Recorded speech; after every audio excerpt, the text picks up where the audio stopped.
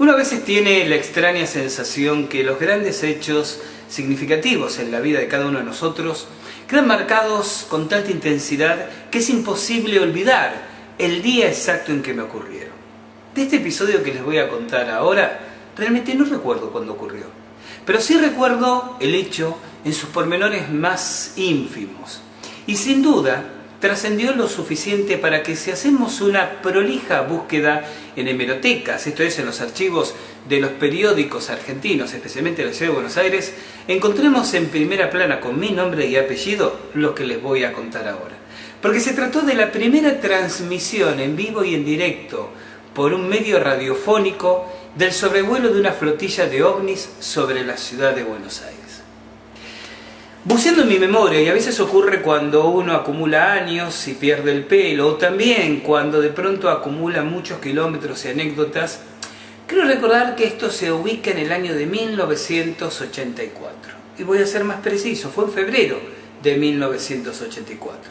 Me encontraba yo entonces a cargo de la sección exteriores de Radio Splendid, una poderosa radio de la ciudad de Buenos Aires, cubriendo los turnos de 12 de la noche a 6 de la mañana.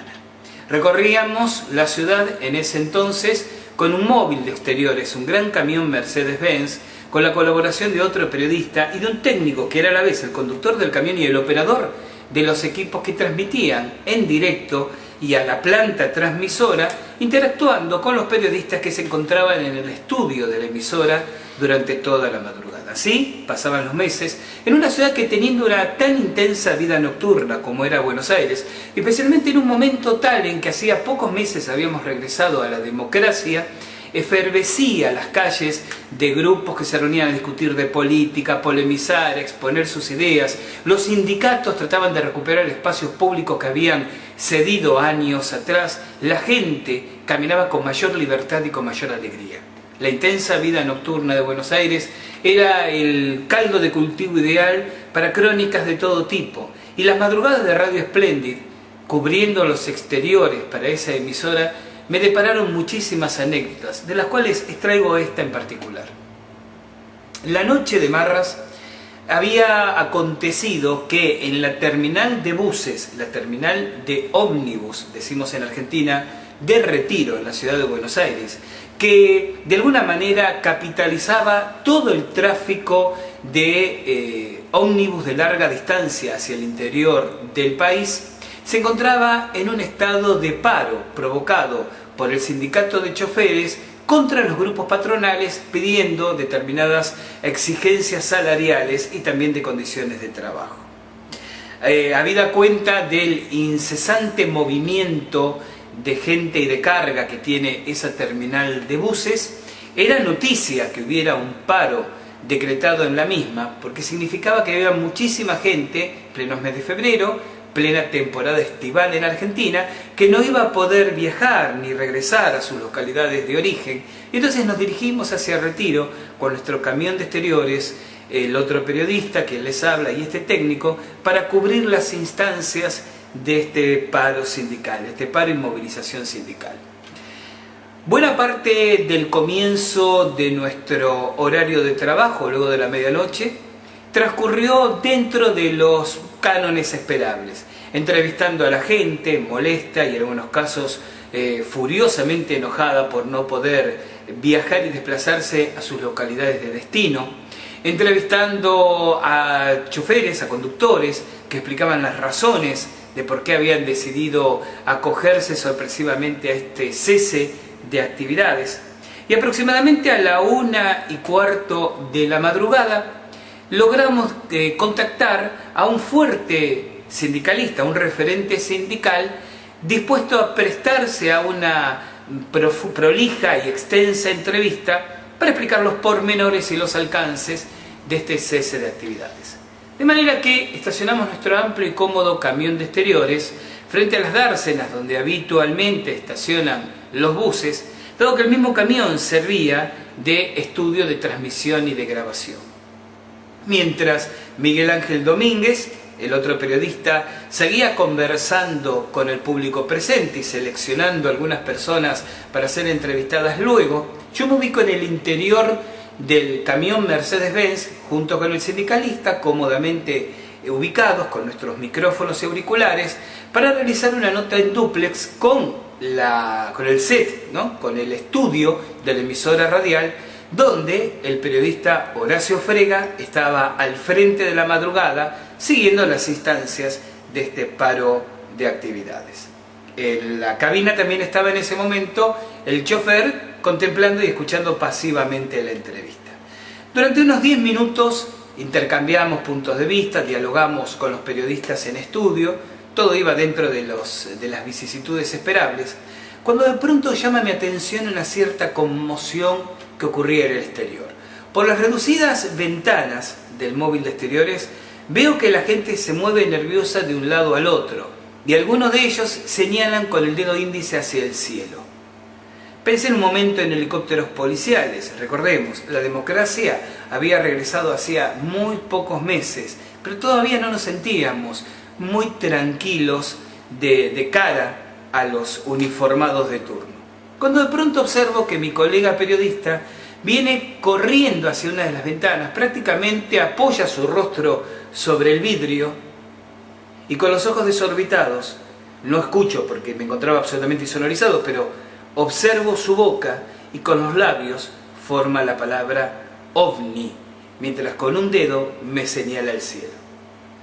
Recuerdo que en ese momento me quito los auriculares, dejo al sindicalista un poco confundido, que siguiera hablando con el estudio de la emisora, camino un paso y medio hacia la puerta trasera del camión, abro las puertas, miro al cielo y ahí estaba, una flotilla de objetos voladores no identificados, pequeños elipses verdes fosforescentes con cortas y gruesas estelas del mismo color, dirigiéndose en una impecable trayectoria de norte hacia sur. 16 objetos, cuento, mientras se desplazaban a una velocidad significativamente lenta en el cenit por sobre nuestras cabezas.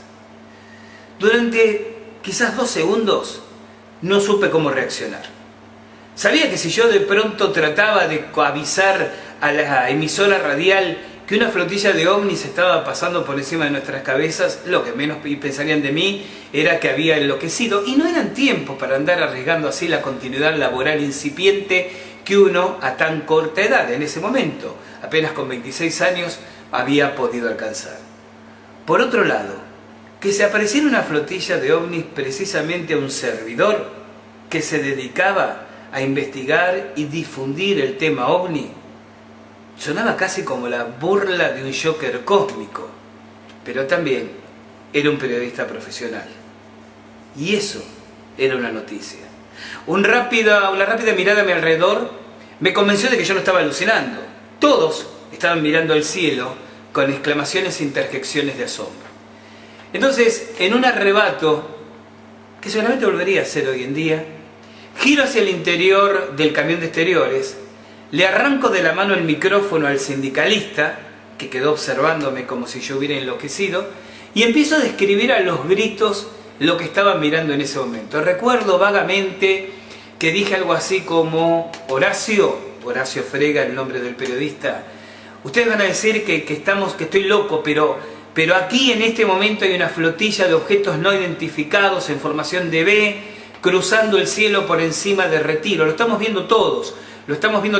Y claro, para que no pareciera un desajuste de mis coordenadas cerebrales, le pregunto al otro periodista que estaba mirando: Miguel Ángel, ¿es así? ¿Lo estás viendo? El otro periodista, por supuesto, ratifica los gritos, que todos estábamos viendo eso. Y sigo describiéndolo. En ese momento, no habían pasado aún 8 o 9 segundos de comenzar el relato al aire, uno de los objetos se desprende del grupo y se dirige en una clara trayectoria sureste, lo que me hace decir al aire: un objeto se desprendió del conjunto, se está dirigiendo hacia Montevideo, a sabiendas de que Radio Splendid era una radio también muy escuchada en la vecina República Oriental del Uruguay. No hay que insistir en el hecho extraño y con cierto tinte divertido que creo fue esa la primera vez, por lo menos en la República Argentina, que se transmitió en vivo y en directo el paso de una flotilla de ovnis. decenas, quizás centenares de personas que estaban escuchando la transmisión del programa, en una época en que no existía internet, no existían canales de cable o multiplicidad de FM, por lo cual la gente desvelada a esa hora solo podía escuchar unas pocas emisoras de amplitud modulada. Decenas, decía, o centenares de personas abandonaron corriendo sus lugares y se asomaron a balcones, a patios, a terrazas, a la calle y fueron testigos del paso de esta flotilla. Lo mismo pasó con muchos oyentes uruguayos, que cuando escucharon el comentario de que había un objeto que parecía dirigirse en dirección a Montevideo, hicieron lo propio y observaron, y así lo manifestaron después a los medios periodísticos de ese país, el paso de un objeto sobre su vertical. El grupo de objetos, 15, uno se había desprendido, continuó su trayectoria rectilínea en dirección sur, hasta que poco antes de llegar a la línea de edificios de ese sector de la ciudad de Buenos Aires, en realidad ya ingresando en la zona del albedo, es decir, del reflejo lumínico de la ciudad, comenzaron a borronearse, a desvanecerse, hasta desaparecer de mi vista. Obviamente, tratamos, a tontas y a locas, de completar la nota que nos había convocado en ese lugar esa noche. Tratamos en los 10 minutos siguientes de hacer una entrevista más o menos seria y coherente al pobre sindicalista que estaba tan atónito como nosotros, porque salió detrás de nosotros y él también fue testigo. Y de hecho, cuando volvemos a comunicarnos radialmente con el estudio, el mismo sindicalista le decía a los periodistas que estaban en la emisora: yo también lo vi. Era un grupo de platos voladores volando sobre nosotros. Pero por supuesto, se transformó en la nota dominante de esa madrugada. Cuando regresa a la emisora, por órdenes de mis superiores minutos después, los teléfonos estaban colapsando. Y tuve que quedarme hasta las 6 de la mañana al frente del micrófono, hablando de este tema, tratando de dar algún tipo de respuesta a las incontables llamadas de oyentes que atosigaron los teléfonos de Radio Espléndida. Por la mañana, los principales diarios, y por la tarde también, Crónica, La Razón, Clarín, publicaban en primera página cómo un periodista de Radio Espléndida, Gustavo Fernández, había transmitido y en vivo y en directo el paso de una flotilla de ovnis, transmisión que había permitido a muchísima gente observarla con sus propios ojos.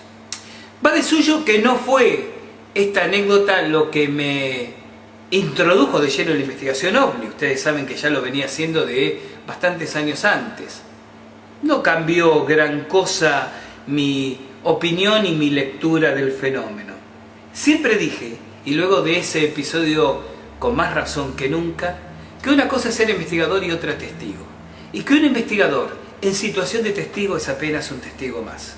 Confundido, exaltado, alternativamente excitado y alegre, describiendo atolondradamente aquello que está viendo, temiendo perderse cada segundo, preguntándose hasta dónde no agrega datos o tips de su propia fantasía a lo que después describe como un hecho.